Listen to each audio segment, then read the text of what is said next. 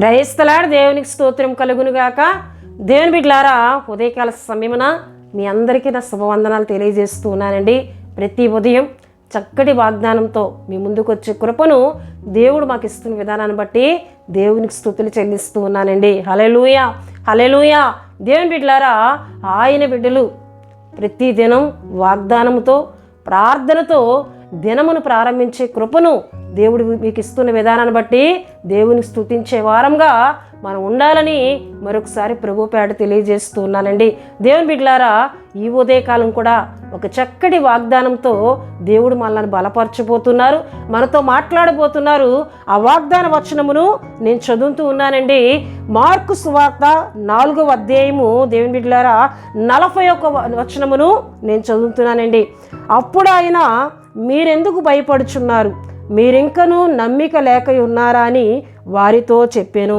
హల్లెలూయా, హల్లెలూయా.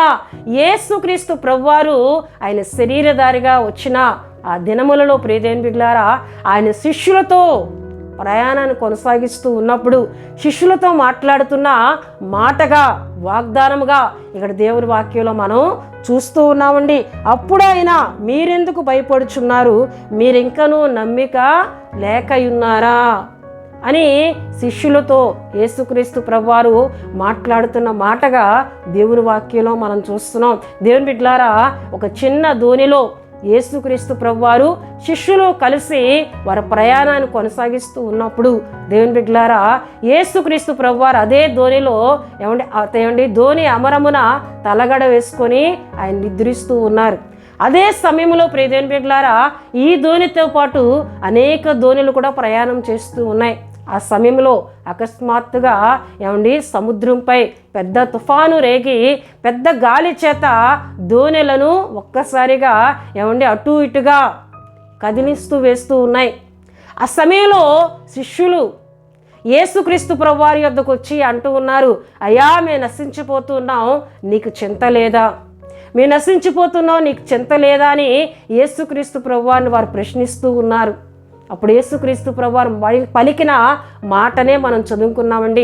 అందుకు ఆయన ఏమంటూ ఉన్నారండి, మనం చదువుకున్నట్లయితే, మీరెందుకు భయపడుచున్నారు, మీరు ఇంకా నమ్మిక లేక ఉన్నారా అని చెప్పి యేసుక్రీస్తు ప్రభువారు మాట్లాడుతున్నారు. ఎందుకు ఆయన ఈ విధంగా మాట్లాడుతున్నారంటే, దానికి ముందు ఎన్నో అద్భుతాలను శిష్యులు చూచారు యేసుక్రీస్తు ప్రభువారితో.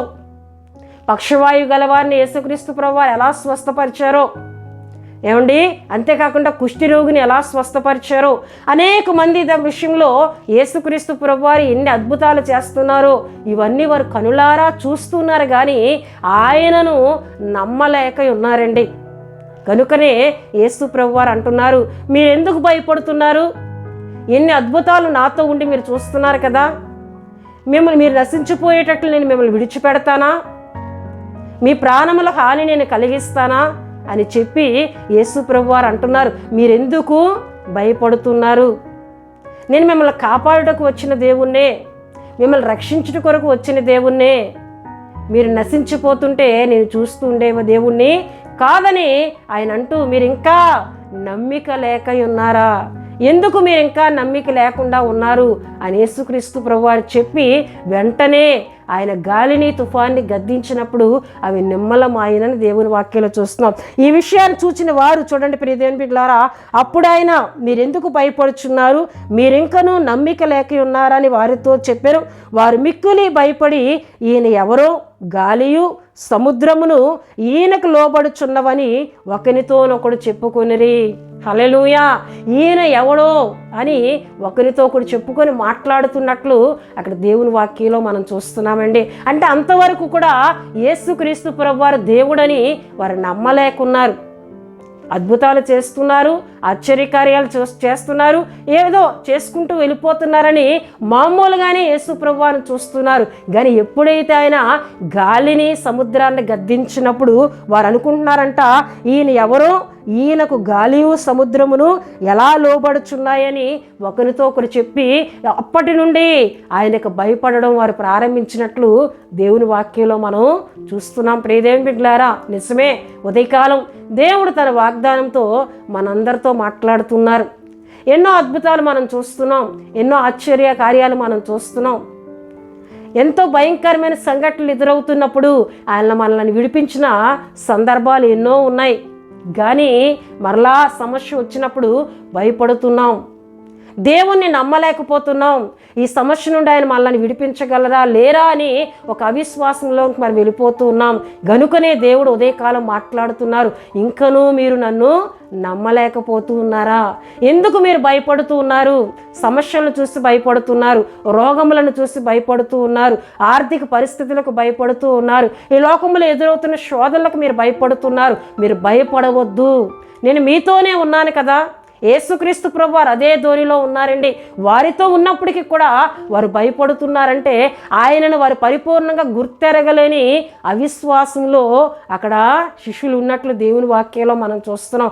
ఎప్పుడైతే ఆయన ఇంత గొప్ప అద్భుతాన్ని చేశారో, సముద్రం ఎప్పుడైతే ఆయన మాటకు లోబడిందో అప్పటి నుండి ఈయన నిజంగా దేవుడే అని వారు నమ్మడం ప్రారంభించారండి. హల్లెలూయా, హల్లెలూయా. దేవుని బిడ్డలారా, ఉదయకాలం ఆయన మనందరితో మాట్లాడుతున్నారు, మీరెందుకు భయపడుతున్నారు?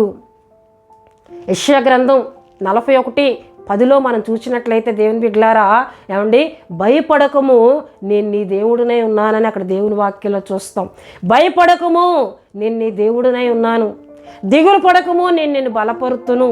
ఇన్ని మాటలను మనం చదువుతూ ఉన్నాం, కానీ భయపడే పరిస్థితులు మనం ఎదుర్కొంటున్నాం. ఎందుకంటే ప్రియ దేవుని బిడ్డలారా, ఈ భూమి మీద పుట్టిన ప్రతి మనిషిలో కూడా ఏదో ఒక భయం అనేది వెంటాడుతూనే ఉంటుంది, ఏదో సమస్య అనేది వెంటాడుతూనే ఉంటుంది, ఏదో అనారోగ్యం అనేది వెంటాడుతూనే ఉంటుంది, శోధనలు వెంటాడుతూనే ఉంటాయి, శ్రమలు వెంటాడుతూనే ఉంటాయి, నిత్యము మళ్ళీ కలవరపరుస్తూనే ఉంటాయి, మళ్ళీ భయపెడుతూనే ఉంటాయి. గనుకనే ఆయన అంటున్నారు, మీరు భయపడవద్దు, నేను మీతో ఉన్నాను, మీరు నమ్మిక మాత్రం ఉంచండి, నా యందు విశ్వాసం మీరు ఉంచండి, మిమ్మల్ని నేను విడిపిస్తాను, మీకు నేను సహాయం చేస్తానని ఉదయకాల సమయంలో దేవుడు మనందరితో మాట్లాడుతున్నారండి. హల్లెలూయా. గనుక ఆయన బిడ్డలమైన మనము ఎలా ఉండాలని దేవుని వాక్యం సెలవిస్తుందంటే చూడండి, హెబ్రీయులకు రాసిన పత్రిక 13వ అధ్యాయము 6వ వచనము నేను చదువుతున్నానండి. కాబట్టి ప్రభువు నాకు సహాయకుడు, నేను భయపడను, నరమాత్రుడు నాకేమి చేయగలడు అని మంచి ధైర్యముతో చెప్పగలవారమై ఉన్నాము. హల్లెలూయా.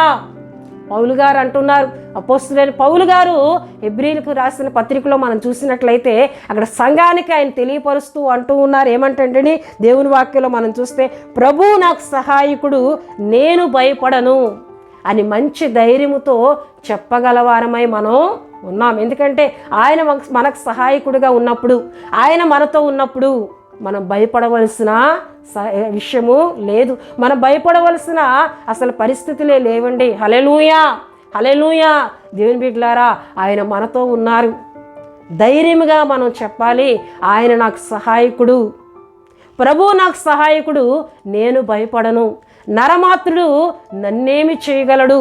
కొన్ని సందర్భాల్లో నరులకు మనం భయపడతాం, వారు ఏదో చేస్తున్నారని భయపడిపోతూ ఉంటాం, వారి ద్వారా మనకు ఏదో కీడు కలుగుతుందని భయపడిపోతుంటాం. ఏ మనిషి ద్వారా ఏ కీడు మనకు కలగదండి.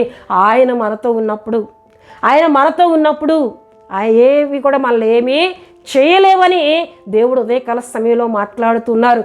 గనక ఆయన యందు నమ్మిక ఉంచుదాం.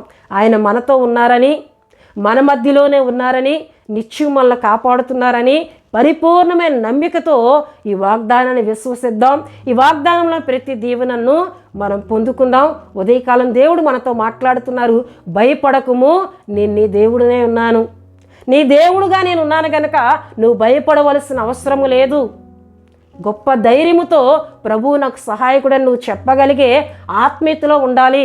అవిశ్వాసానికి చోటు ఇవ్వద్దని ఉదయకాల సమయంలో యేసుక్రీస్తు ప్రభువారు మాట్లాడుతూ ఉన్నారు కనుక ఈ వాగ్దానంలో ఉన్న ప్రతి దీవెన, ఈ వాగ్దానంలో ఉన్న ఆశీర్వాదములు పొందుకొని దేవుని చేత దీవించబడదాం. దేవుడి వాగ్దాన మాటలను దీవించునుగాక. ఆమేన్. దేవుని బిడ్డలారా, వాగ్దానం విన్నా మీ అందరి కొరకు నేను ప్రార్థిస్తున్నాను. ప్రతి ఒక్కరూ కండ్లు మూసుకొని తల వంచి ప్రార్థనలో నాతో ఏకీభవించాలని ప్రభు పేట తెలియజేస్తూ ఉన్నానండి. పరిశుద్ధుడా, ప్రేమ కలిగిన తండ్రి, కృప కలిగిన యేసయ్య, మీకు స్తోత్రములు చెల్లిస్తున్నాను నాయన. ఉదయకాలం చక్కటి వాగ్దానంతో మాతో మాట్లాడుతున్నారు. మీరెందుకు భయపడుతున్నారు? మీరింకా నమ్మిక లేక ఉన్నారా? నేను మీతోనే ఉన్నాను, మీకు సహాయం చేసే దేవుడను, మిమ్మల్ని విడిపించేవాడను, నేను మీ దేవుడినై ఉన్నానని మీరు మాట్లాడుతూ ఉన్నారు ప్రభువా. గనుక ఈ వాగ్దానమును ప్రతి ఒక్కరూ నమ్మి నీవు సహాయకుడు అని, ప్రభువు నాకు సహాయకుడు, నరమాత్రుడు నన్నేమి చేయగలనని ధైర్యముతో చెప్పుతూ అపవాదిని ఎదిరించే శక్తిని ప్రతి ఒక్కరికి దయచేయమని ప్రార్థిస్తున్నాను. ఈ మాటలు విన్న బిడ్డలందరిపై నీ దీవెన, నీ ఆశీర్వాదం దినమంతా ఉంచి నడిపించమని, అయా రాకపోకల్లో చేస్తున్న ప్రతి పనిలో తోడుగా ఉండండి. ఎవరైనా బలహీనలుగా ఉంటే ముట్టి స్వస్థపరచండి. పరిపూర్ణమైన విడుదల, స్వస్థత నజరుడైన యేసుక్రీస్తు నామములో కలుగు చేయమని ప్రార్థిస్తున్నాను. ఏమైనా కార్యాలు పూనుకుంటే తోడుగా ఉండండి. దినమంతా నీ కృపలో అయా ఈ వాగ్దాన మాటలు విన్నా వీళ్ళందరినీ నడిపించి నీ దీవెన, నీ ఆశీర్వాదాలు వీరి కుటుంబాలకు అనుగ్రహించమని యేసు నామములో అడుగుచున్నాం తండ్రి. ఆమేన్. యేసు రక్తమే జయం, ప్రభు యేసు రక్తమే జయం. ప్రభు యేసు రక్తం సంపూర్ణమైనది. అపవాది క్రియలకు అనంత నాశనం కలుగునుగాక. ఆమేన్, ఆమేన్, ఆమేన్. దేవుడు మిమ్ములను, మీ కుటుంబములను బహుగా దీవించునుగాక. ఆమేన్.